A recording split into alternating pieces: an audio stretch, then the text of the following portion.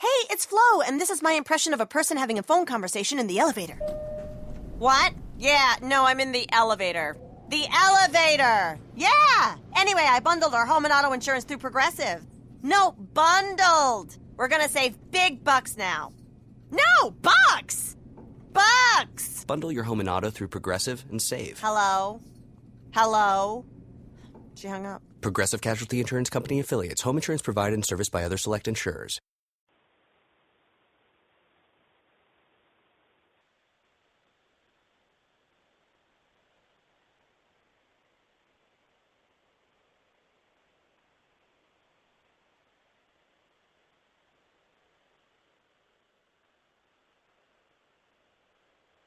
This is the Happy Hour Network. Pay attention, son. This is for your own good. Audible is offering our listeners a free audiobook of your choice and a free 30-day trial membership. Just go to audibletrial.com/late night parents and choose from over 180,000 audio programs. Download a title free and start listening. It's that easy. Go to audibletrial.com/late night parents. That's audibletrial.com/late night parents and get started today. Why Audible? Audible content includes more than 180,000 audio programs from the leading audiobook publishers, broadcasters, entertainers, magazine and newspaper publishers, and business information providers. That's audibletrials.com/late night parents.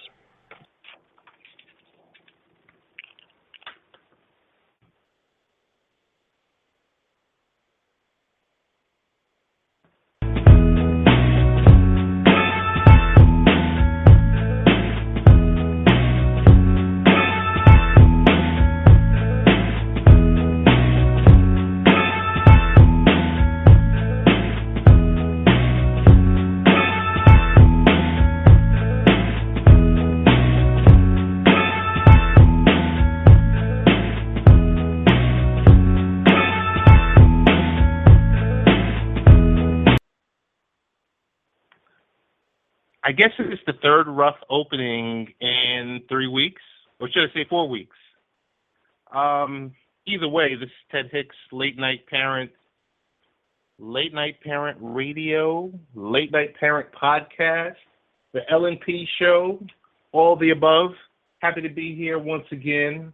It's Wednesday night, 8 p.m. Eastern Time. Ways you can get in contact with us. Twitter.com/late night parent, or you can find me at the real Ted Hicks on Twitter, Facebook.com/late night parents, our portal, latenightparents.com, and for those of you who are lazy like myself, lnp.tv. So there you have it.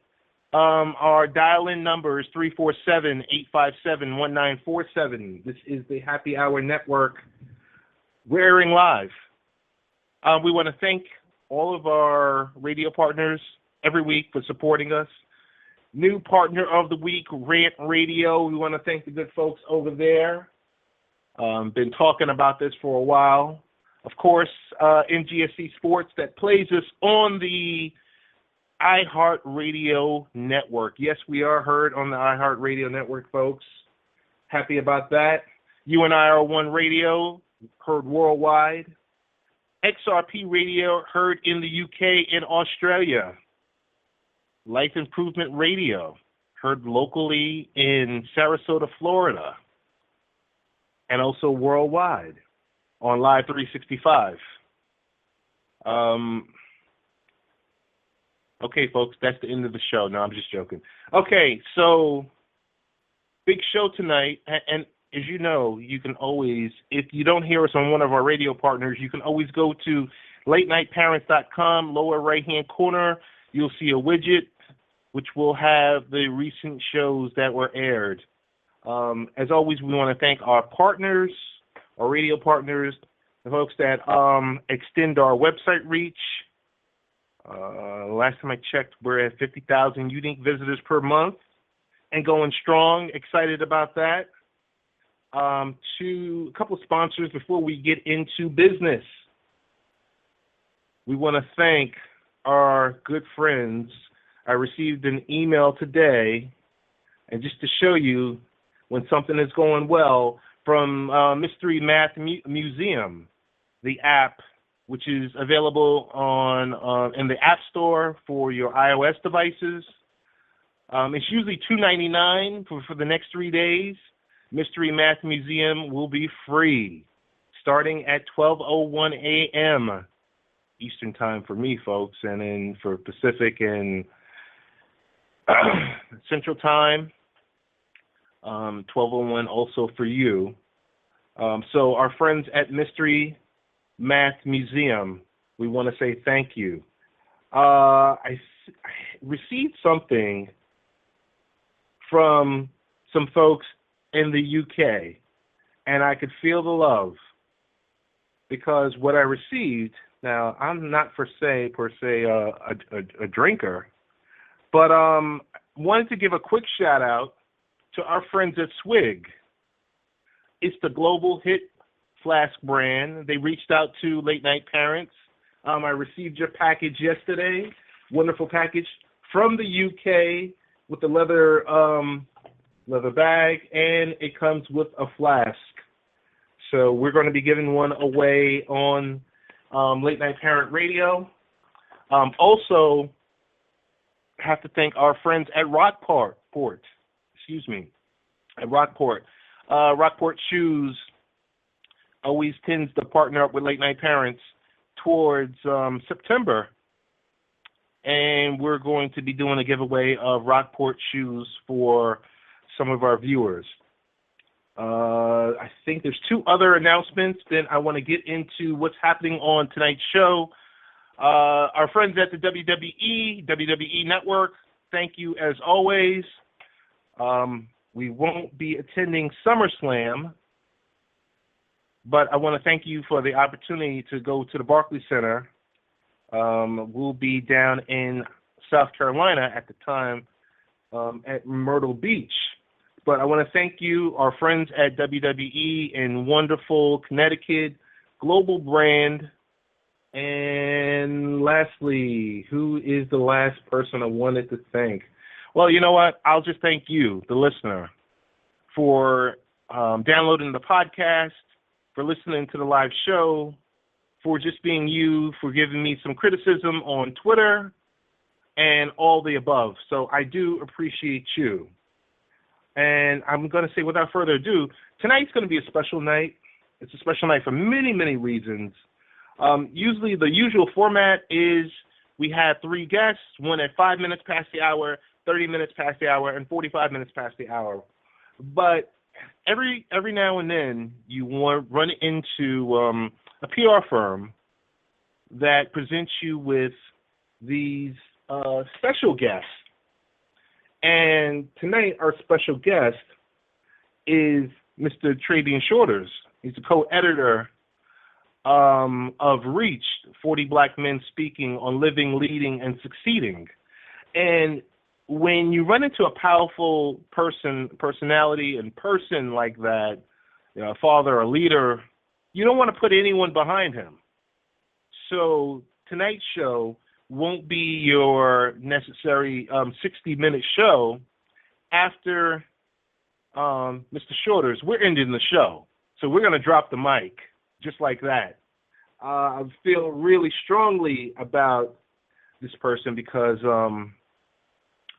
of what he represents, of what his organization represents, how he's affecting the community. It's a special opportunity to have him here. Before I get into and bring on Travian Shorters, want to give a big shout out to the Abba Life Center in Eastern Long Island, their Eastern Long Island chapter. On the 29th, they will be giving out 1,000 knapsacks to those that are in need or that require it. So to our youth, we're going to have that wonderful group on next week to talk about what they're doing this year for the Back to School initiative. So it's really, really exciting. without further ado, I'm going to bring on our guest for the evening, Trevian Shorters. How you doing, sir? Yeah, how you doing, Ted? I'm doing really well, thank you. It's excellent. Before I even get started, I want to thank you for just taking the time out of your evening, coming on live with us. We really do. I personally appreciate you. Our listeners also appreciate you also, because I was receiving some direct messages and some people read up on you. So I guess I'm not the only one that's reading up on you. Yeah. But I will not be opening the lines. I'm going to be hoggish tonight, and I really just want to hear your story, because your name came into my circle, I would say early part of the summer. And I was reaching out to various PR stating, how do I get in touch with this person? So every week, let me let you know, on Late Night Parents, we talk about parenting, technology, education, a little bit of sports, and product. We talk about products and product reviews, but we talk about game changers because they're all parents. Yeah. And those specific subject matter experts. But your story is very, very special. So I want to decrease. I'm going to let you increase and tell your story about the BME community and where you come from, and introduce yourself to our listeners. Sure, great. And thank you for that. That was probably the more gracious introduction I've ever actually received, so I really do appreciate that. Look, my network is called BME Community. It's a network of inspired Black men and other people of all races and genders who are committed to building better communities based on an authentic narrative of who Black men are, what these communities are, and what are the causes that we all care about. And in the work, we're literally in 6 cities with over 18,000 members, and we've funded and supported Black men who are deeply and personally committed to the well-being of others. And one of the things we did to help people not just get to know us, but get to know the narrative, the story that we think is unfolding in America and how we can all play an important role in that story, is we created this book called Reach, 40 Black Men Speak on Living, Leading, and Succeeding. It was co-edited by myself and Ben Jealous, and let's be honest here, Ben Jealous was the one who came up with the idea, the former head of the NAACP. He and I were sitting around talking about the importance of the work, both his work at the NAACP back then and my work in starting BME. I was head of the John S. and James L. Knight not head, let me not overspeak.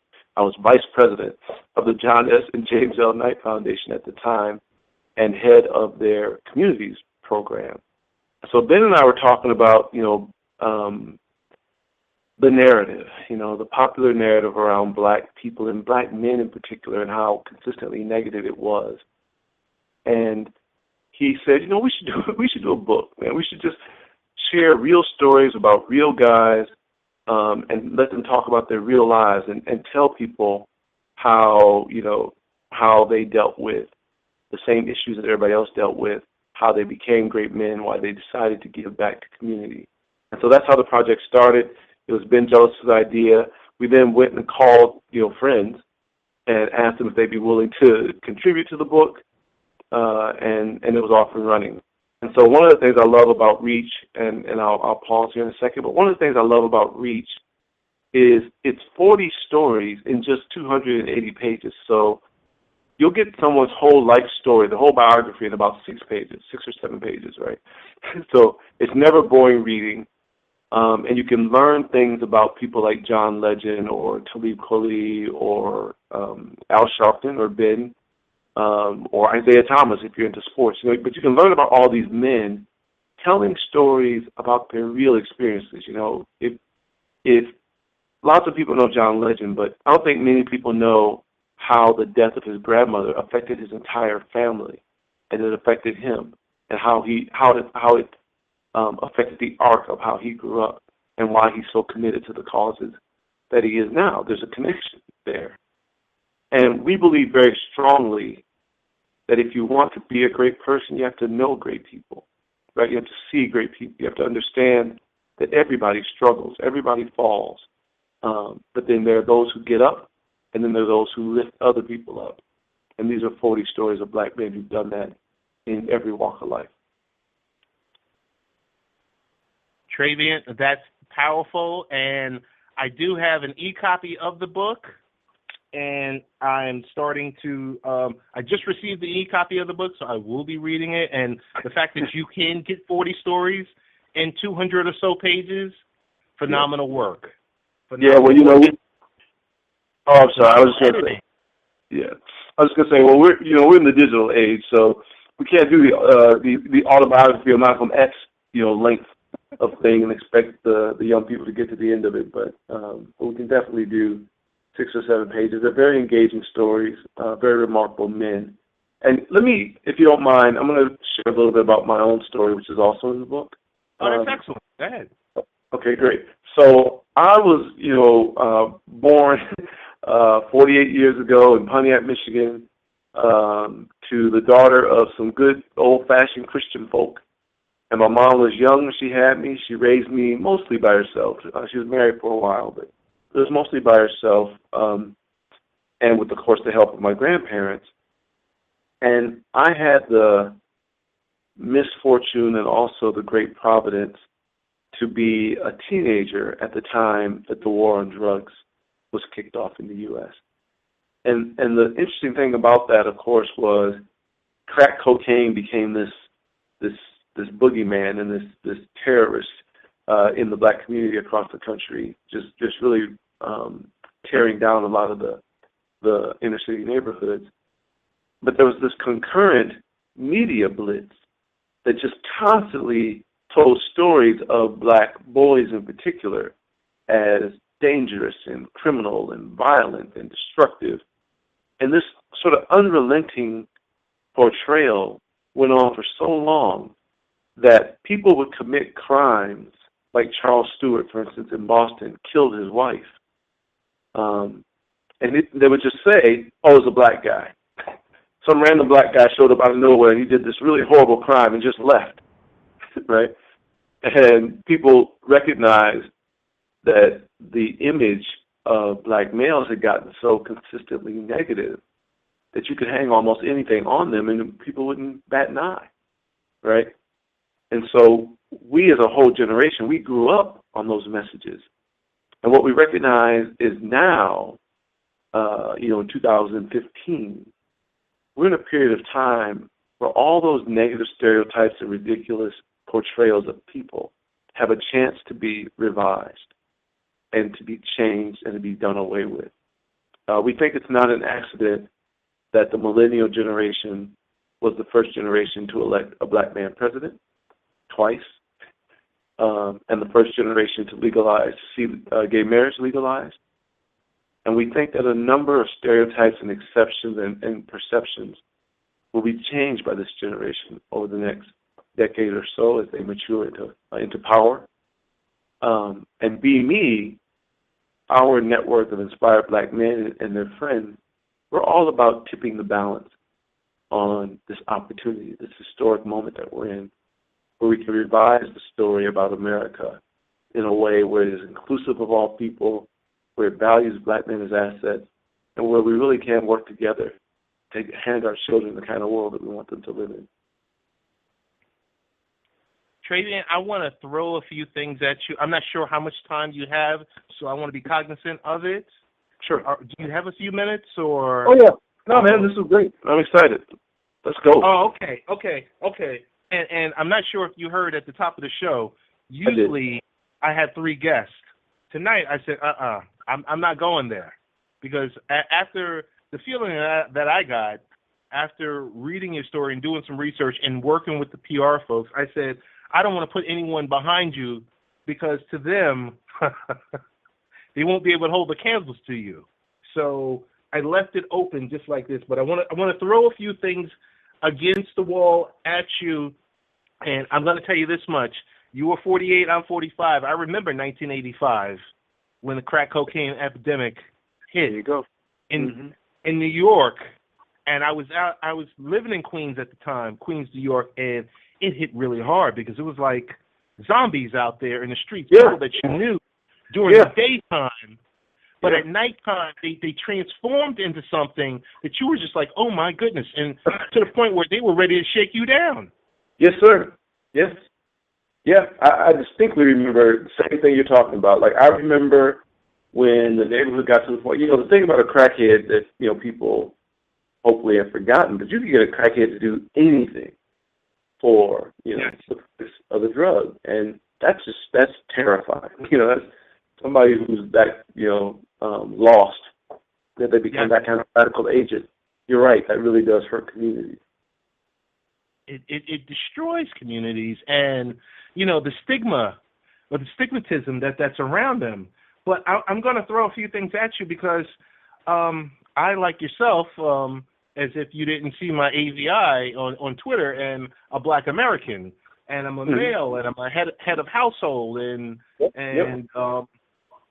so I've been married for 17 years. I have a 13-year-old daughter. I have a 16-year-old niece that we are the guardians for, and an 8-year-old son. Yep. And, many, many moons ago, yes, we all love Michael Jordan. He's the greatest of all time. But my idol was my dad. Yeah, and man. At 83 years young, we could sit there and go to Citi Field and talk and watch a baseball game because that was someone I can connect with and touch versus someone I'm watching on NBC at the time. That's right. And that's part of the problem, or that's part of that gap that we experienced some time ago. Yeah. I don't want to start preaching because yes, I'm a deacon at my church, and yes, I do serve well for my church on the trustee ministry and everything else like that. So I'm just going to get where we are. But, Black... Well, hey, brother, look, if I hear a cadence breakout, I'll just start tapping the organ. It'll be good. I'm all right. Let's have a good time. Yeah. Well, we're going to have church tonight, I tell you. But Black Americans are increasingly uneasy about race relations in the United States. Yes, sir. Ranking that as the number one problem, along with unemployment, according to the new Gallup poll. Much of this concern, which began growing last year, it was really like 2 years ago with Trayvon Martin, is driven by highly publicized police shootings of unarmed Black men. Yes. I'm going to leave that because these are your words, and I want you to take it there and just elaborate a little bit on that.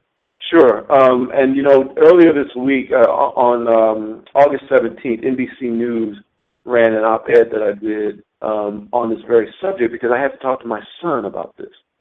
Now, you have daughters and a son. I have two sons. And when, these are young black boys, they're not men yet, but these young brothers are trying to make sense of a world where you could be gunned down for walking to the corner store in your dad's neighborhood, or for sitting in a car, or for minding your own business by the authorities, right? And it seems to happen with impunity. And so I was talking to my son, who's 22, my youngest son, who's 22, about this, and I just wrote in this NBC piece. If your listeners care, it's at bit.ly/join BME. But to your point, what I told my son and what I believe we have to tell our kids about this is this type of violence is left over from an era where people were raised to be afraid of Black people and to have disdain for Black people. And I can defend the comments because I'm not trying. I know that kind of thing paints a broad brush. But again, if you remember the way the media was covering us for 20 years, then I'm not making this up, right? But I think it's left over. It's left over. It's a mistake. It is a practice of a bygone era. I mean, literally an era that has outlived its time, an era that is sincerely as obsolete as the Southern strategy or the Confederate flag in terms of its place in modern life. And so you have some folks who are still acting out of this old narrative, and they're acting violently, and they're acting with disregard for human life more often than not. But I really do believe that his generation will put an end to this stuff, because we are all tired of the racial narrative. We're all tired of the racial strife. We're all tired of having to explain a world to our children that is inexplicable. Having to justify behaviors in the world that are unjustifiable. So the fact that we're all fatigued and basically done with that old narrative hasn't given us a new narrative to embrace, right? And so being me, the work that we do, is all about building more caring and prosperous communities inspired by Black men with an authentic narrative about them, their cities, and the causes that we all care about, no matter what our race and gender is. But basically, and I started preaching, so I'll close with this. Basically, the idea here and what I leave my kids with is this is going to change, but it's going to change because your generation has even less tolerance for it than mine did. One of the untold stories about Trayvon or Mike Brown or countless young people who can be named. The untold story is the reason we're all talking about them is because teenagers on Twitter refuse to stop talking about them, and Facebook. Right. When these things went down, the social media world kept it abuzz for so long that popular media had to pick it up. And so really our children are already leading us in a greater awareness, a greater discomfort, and the need to put an end to this type of discrimination. So true, because I tell you this much. By trade, I've been in information technology for about 18 years. But I tell you, my daughter is the way she connects with Twitter, the way she's on Facebook. I'm like, oh my goodness, this is it's a problem for me, because I'm just like, what are you, what aren't you being exposed to? Yeah. I want to get off a topic for a second and ask you a question. Why are so many people, what gets Black Twitter so enraged when someone says, whether or not they're a public figure, and they say all lives matter? You know what? I can't answer for all of Black Twitter, but I can tell you all lives do matter, and Black lives matter, right? And so, so here's the way I think about it. I think about the fact that if I say I love my mother, that doesn't mean that I don't love other people or that you don't love your mother. Pointing out that Black lives matter doesn't mean that all lives don't matter, but can you say to yourself, Black lives matter, and just stand with that, right? I should be able to say I love my mother without being criticized, and I should be able to say that Black lives matter without being criticized. It's not a contradiction. So I guess the narrative is to show where Black men are positive. So I'm going to read off a couple of things to you, and just to get your response. Because the importance here tonight, and for everything with your organization and how we connect with your organization and how you connect with NBC, with your op-ed, and as we move forward, is to end that stereotype and that schism about Black men not being, head of household and everything else like that. So I'm going to say, according to the U.S. Census, the rate of business creation by Black males have been growing at nearly twice the national average for more than a decade. By that measure, Black men are amongst the most enterprising men in America. If you listen to mainstream media, We're just consumers. We just like, Right. you know, the latest Air Jordans and the newest 4K TV and a Lexus truck, and that's it. We're good. You're right. Well, and that's the power of media, right? Because, I speak around the country on these matters, and what I love to do when I'm in front of an audience, and if, your listeners at home should do this right now, right? If you've heard those ideas that all we are is consumers and all that kind of stuff, I'll just ask you point blank, do you personally know a black man who started a business? And the answer is always, well, yeah, I do. Right? If I know black men at all, I know guys who started businesses. I know 2, 3, 4, 5 of them. I know black men who serve in the military. I know black men who help other people just because they can. So the interesting thing, what I'm trying to point out is, we all listen to these messages so much from the media that we start to repeat them as if they're fact. But then when we check our own real-life experience, you all know black entrepreneurs and black former soldiers and black men who help you. So why are you pretending like they don't exist? So true. So true. I'm telling you now, Travian, I'm in the process now of buying into a black-owned business. Why? Because it's positive, and it's folks that you want to be around and you want to work with, and Sure. It's prosperous. Sure. And to tell you the truth, sometimes I'm tired of working for someone else. Of course. To be truthful. Of course. One of the characteristics, I didn't mean to cut you off. No, go ahead. Go ahead. Well, I was going to say Be Me is actually based on a lot of research, social science and social psychology research, as well as a bunch of other research on race and messaging. And one of the things that we discovered that I enjoy is black men as a population are actually signing up in the military at higher rates than all other people. A lot of folks will point out that that's because of economic conditions or something like that. But here's how I would balance that. Black men also tend to give to charities at higher rates than all other men. They tend to stay engaged with their children at higher rates than all other men. And by the way, these numbers come from sources like the National Institutes of Health reported that black men are engaged with their children more than all other men. The Kellogg Foundation did a report on giving that reports that black households give a higher percentage of their income to charities than all other households. So these are very reputable sources.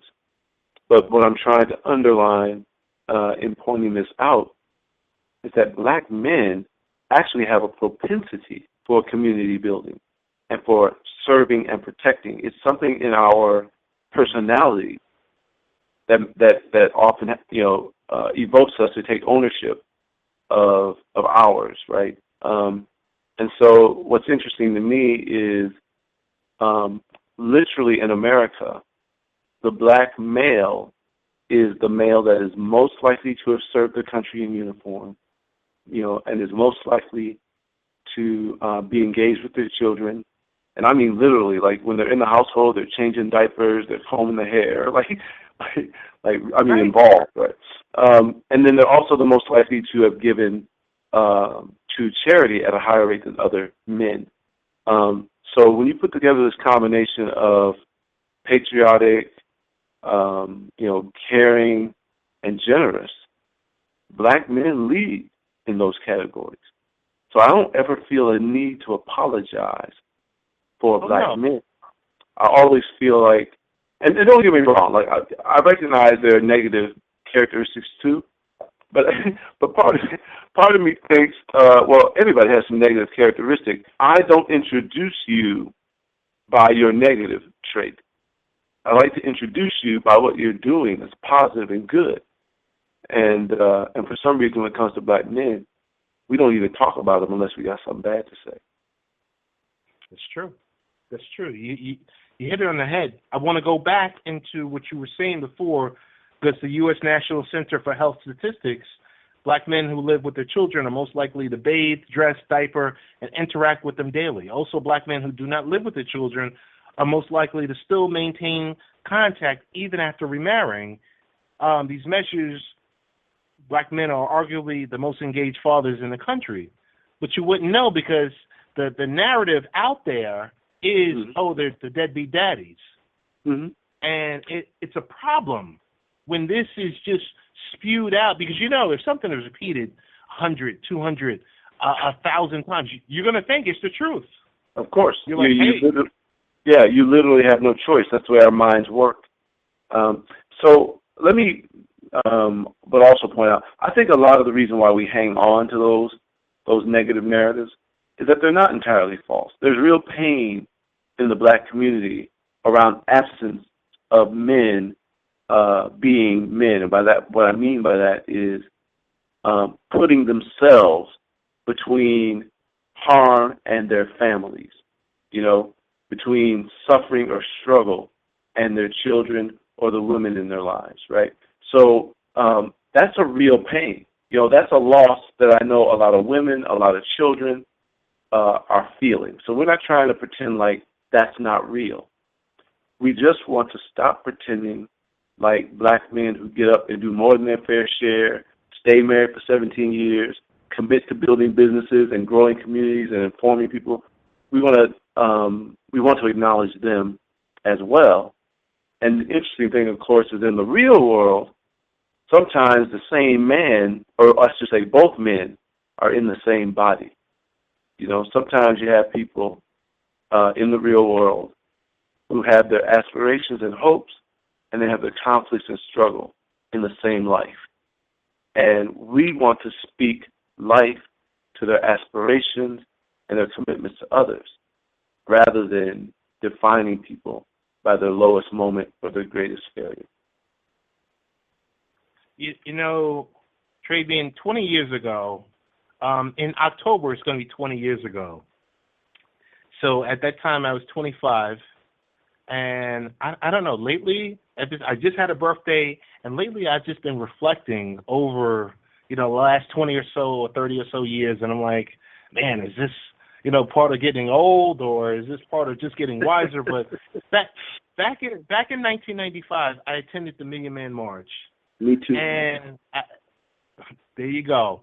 And it was something because back then, I let my colleagues know that, hey, I'm not going to be in on such and such day. And, immediately they said, oh, you're not going to be in because you're going to D.C.? And I'm like, regardless, I'm not going to be in. But, yes, I am going to D.C. Because, that's just the way I am. I'm like, I'm not going to hold my tongue. Of course. And I just think back to that, and I'm sitting here thinking, oh, man, it was in a couple of months, it's going to be 20 years. Yes, it's going to be 20 years. And I think back to when the media, this is before Twitter and social media, and even, for the most part, Microsoft Windows was even extremely popular because, that was around that time. And even the media back then was discrediting whether or not, there's not 1 million people out here. It's maybe 100,000. I remember that. You're just like, oh my goodness, come on. So, you just reminded me, in the book, Reach, I actually talk about that because, I was at the march. I was at the march, and I went back and looked at, I think it was Harvard or one of the major schools did an official count using satellite imagery and stuff. And they counted 847,000 people. But what I like to remind folks is the march was all day long. So any particular snapshot is only a fraction of the people who actually participated. Right. And if they caught 847,000 in one of those snapshots, it might have been 2 million guys there, Of course. Of course. So yeah, I definitely remember that. But honestly, I'm not.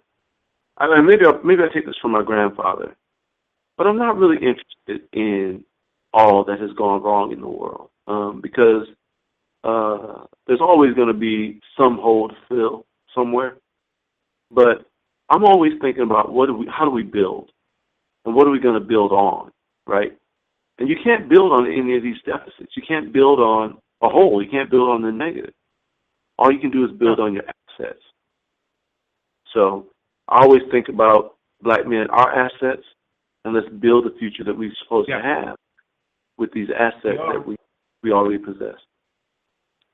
hey, I want to real briefly talk about the topic, the social media tool that everyone loves. I mean, no, and I'm not talking about a billion and a half people that are on Facebook.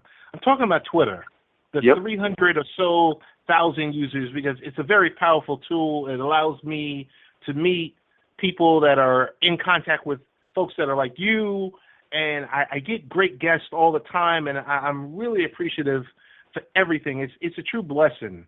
And I will say this. According to Twitter's 2014 Equal Employment Opportunity Report, the company has 49 African-American employees and an American workforce of 29, just above 2,900. Ironically, Black users dominate the medium itself. 20% of Black adults use Twitter compared to 21% of white adults, according to the Pew Research Center. What in the world is going on here? Well, I mean, to be honest, so I have a background in tech as well. I started a tech company back in '99. And to be really honest and really blunt, there's a concept called homophily, right, which is just the idea that we're all attracted to and feel more comfortable around things and people who are like us. And to be really honest, in the tech space, I think there's just a bunch of silos. I think folks don't have diverse networks in a lot of these tech sectors, a lot of these tech companies. I know for a fact that the venture capital that's behind them is very closed. It's not diverse at all. It's a network of white boys. And so I actually think, particularly for these things that blow up like Twitter or Facebook or any of these other mega tech companies, I actually think they don't have a lot of channels, man. They don't have a lot of venues to expand, natural channels, I should say, to expand their workforce. Now, I'm not making an excuse for them, because that's not the fact that it's not easy doesn't mean you don't do it. Right. So, but I guess what I'm saying is they are both naturally cut off in terms of how homophily works, and lazy when it comes to overcoming that. And I think it's right to point it out. I think it's right to challenge them. And I also think it's right that we should continue to use the platform to our ends, even if our ends are to get Twitter itself to be less lazy.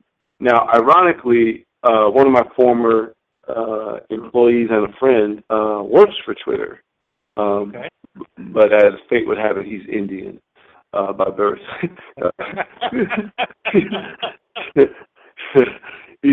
He's a great guy, but he wasn't born black, so what do you do?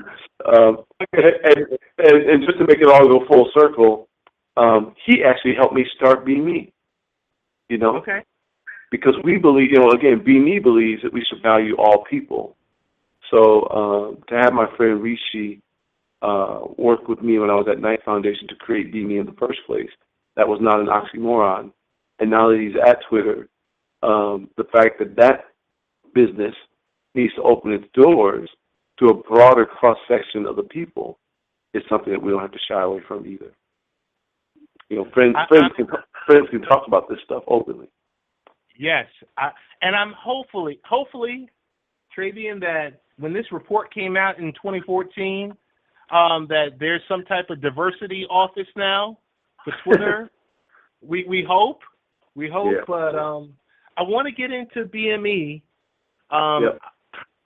Like I said, I want to be cognizant of your time, but I want to get into BME to say, okay, BME is in 4 of the 5 different cities/states.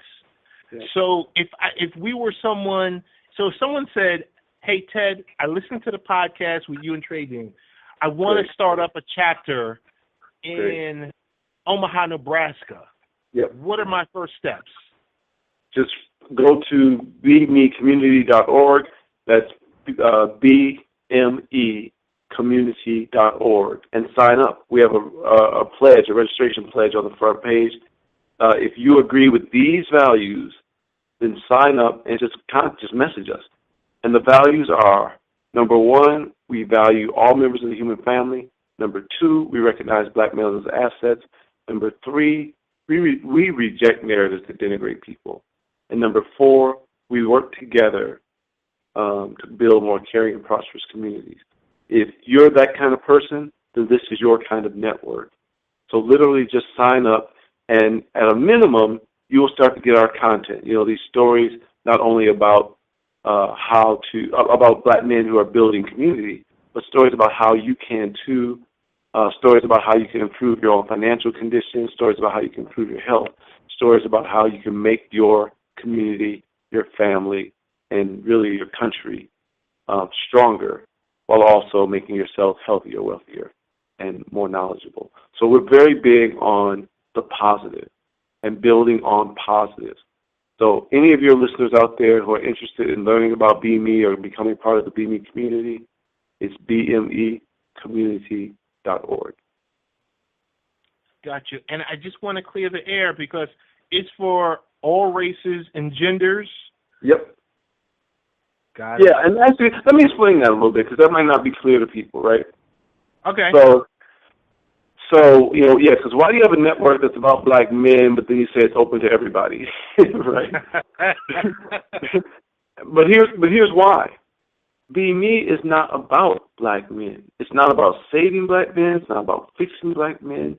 It's not about the problems of the Black community. What BME is a network of Black men who are committed to building this country, our communities, our cities, our neighborhoods. The men are already committed to being builders. And because they work on issues like youth development and education and public safety and economic opportunity, because they work on issues that we all care about, we invite anyone who cares about those same issues to work with us. We're all about building a more caring and prosperous America. And these Black men are willing to lead, even if other people don't follow. But we're inviting folks that we can work together, just like our values say.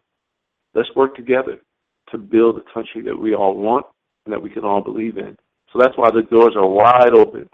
The only real significance or difference with it being inspired by Black men is that we make it a point to point out Black males as assets, and then we live it out. We do it. We don't just talk about it. We do it. Travian, there's nothing wrong with, focusing on that and opening the different doors and opening the community and your organization to, the various genders and races, because the flip side of that is you could be talking about building a wall and throwing Mexicans and their families out of the country and be running for president and being a GOP member and having 26%, this mythical 26% of the voters in favor of you. I mean, you're not talking about that. You're talking about building. Yes, sir. I'm glad you brought up the dinosaur because Trump, I think, in this case, is another example of an outdated narrative really fighting to the death. The media and other folks have been commenting on how he says these really stigmatizing and blaming things about Mexicans, right? And he's getting all this attention, and people are agreeing with him. And I'm like, well, no. 26% of a fraction of the Republican Party has said that they agree with him. But he can't win an election. They're not even going to vote for him. No. What they're saying is he's saying stuff that I wish I could say, and he's saying stuff that, is provocative, and I'm enjoying that we get to blame somebody, right? Right. So they're saying, so he's getting that kind of attention. But he doesn't have a shot in hell of becoming president. He's entertaining. I got to jump in here and say he's entertaining, and maybe he thinks this is his NBC TV show, or this is just, that forum or that venue or that stage for him to perform. But when it comes down to it, when it comes down to the Electoral College, or when it comes down to seeing who is that qualifying candidate, I highly doubt it's going to be him with his views. Well, because and let's be even more pointed. Okay. When it comes down to the American people, they've moved past him. One of the things that, again, doesn't get reported much, but I checked this out at the time that George Zimmerman was, let go free after killing Trayvon Martin. Pew Charitable Trust did a study of people's reactions to it, who was dissatisfied with the verdict. And, of course, the people who topped out this list were black folks, women, and millennials, right? And what was interesting about it to me was the percentage of black folks, millennials, and women who were dissatisfied with the Zimmerman verdict was almost identical to the percentages that voted for Obama. And so the correlation that I drew was that the American people would elect a black man president and do believe that what happened to Trayvon was not right. That's the majority of the people. And even though that's not the story that gets told over and over again, I really sincerely believe that the majority of people are not down with open racism. They're not down with the thought that, this young boy's life doesn't matter. I think the majority of people want fairness. They want a country where their children are safe, where they're able to be educated, where the economy is stable. All of us want basically the same stuff. And this color line thing, I think it's a lot weaker now than it was when I was growing up. And I know with all the craziness going on TV, it doesn't feel that way. But when people are asked to vote, when people are asked to put the country on the line, they've already been willing to elect a black man president twice. They may be ready to elect the first woman to run the country. Yes. So I really, and look, they legalized gay marriage. I really think if we're just looking at where people come down on it, a lot of these old stereotypes and these old narratives are already outdated. And people like Trump and some of the folks in the media, they're hanging on to them so hard. They're pushing them so much that they're starting to convince us. Yeah, they're starting to convince us that it hasn't evolved. That thing you said before about you just hear the same lie over and over and over again, you start to think it's the truth. Right.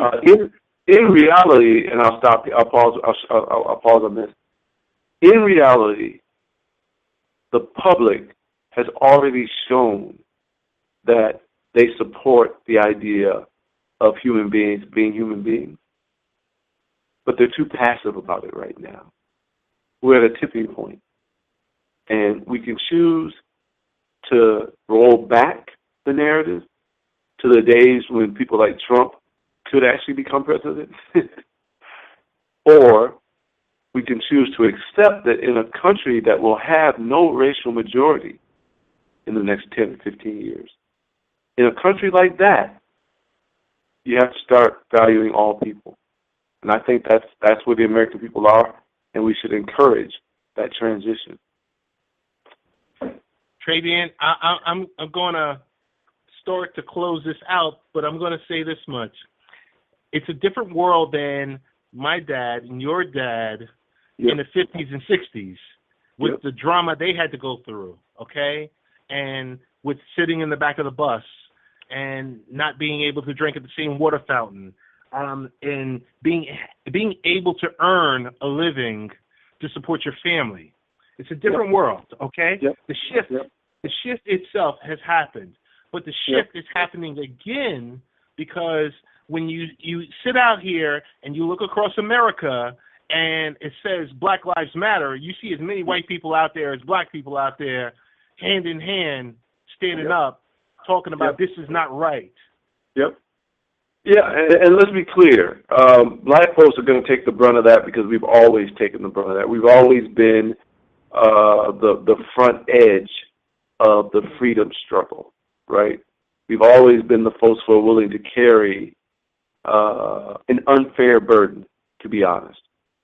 But I think because we've always been that way, we kind of built up the muscles for it, and we lead even when other people are quiet. So I'm really excited that people of all races and all genders are willing to divorce these outdated and tired narratives.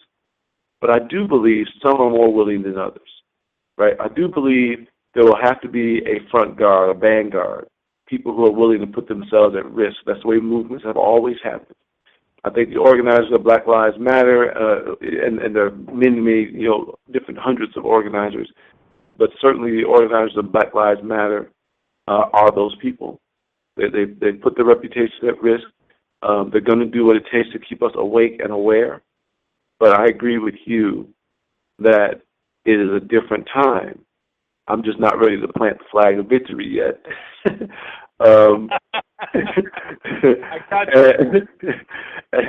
And I also believe, and Be Me actually illustrates this, I believe that black people are going to have to lead America to this better understanding of itself, to this more genuine narrative about who we are as a nation and what we stand for and what we won't stand for. And I think that's happening. I think it's a positive thing. Trivia, I'm going to actually have to have you come back because I'm going to want a breakdown of the time that you had a conversation with your son, letting him know, okay, you're a man, and here are the things you have to deal with. And we won't touch upon that now because I want to have you come back and talk about it sometime in the future. But I'm going to close with this. I had Professor Kirk Burkhalter from New York Law School, and he's also a retired detective. And he had that discussion with his son about the do's and don'ts when dealing with law enforcement, what to do when you get stopped by the police, and what not to do. And the thing is, his son is 25 and just graduated college. My son is 8. You said your son is 22. Yep. And when that no longer becomes a discussion topic, that's when we can say we've made it. We could say organizations like BME have led us to that I guess common ground to take us there. But with that, I'm going to say to you, I want to give you a round of applause, and I don't want you to go anywhere.